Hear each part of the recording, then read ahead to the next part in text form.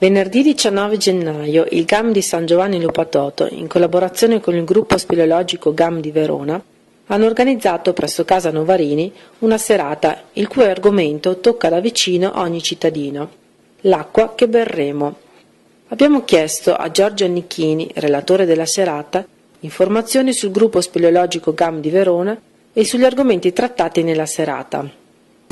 Noi come gruppo effettuiamo esplorazioni e ricerca speleologica prevalentemente in tutto il territorio veronese, ma non solo. Se capitano occasioni non manchiamo di spostarci anche fuori provincia.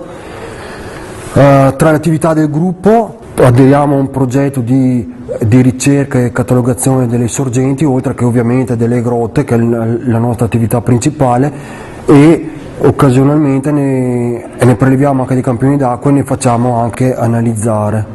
L'importanza dell'acqua proveniente dalle sorgenti carsiche è per l'uomo una risorsa che va rigorosamente salvaguardata, perché ci sono degli acquiferi che si trovano all'interno delle montagne da milioni di anni, e andare a inquinarli vuol dire compromettere quello che è l'approvvigionamento idrico per l'uomo che vive nelle città, per i cittadini, insomma.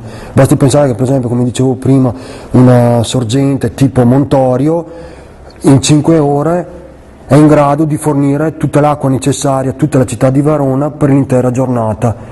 Quindi inquinare appunto non salvaguardare, non conoscere bene questi aspetti vuol dire compromettere la qualità dell'acqua potabile, per esempio, dell'intera città di Verona, ma non solo.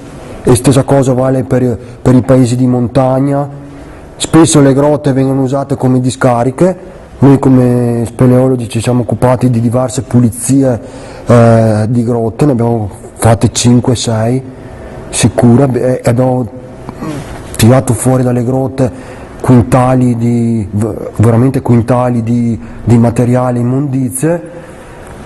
In questa serata abbiamo affrontato un po' tutti questi aspetti e abbiamo visto un po' come l'acqua si muove all'interno di quello che è il massiccio montuoso, quindi dalla superficie terrestre, dalle fratture più piccole fino a passare nelle cavità, arrivare fino giù, più in basso, dove c'è la zona satura, quindi l'acquifero vero e proprio, fino poi alla zona di emergenza, dove l'acqua sgorga e ritrova la luce dopo tanto vagare sottoterra.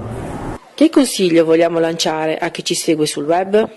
Soprattutto avere grossa premura quando si fanno picnic o si gira per le montagne, evitare di gettare qualsiasi tipo di rifiuto a terra, e soprattutto stare attenti alle batterie, perché una batteria è in grado di inquinare fino a 1 milione di litri, quindi 1000 metri cubi di acqua, un danno irreparabile.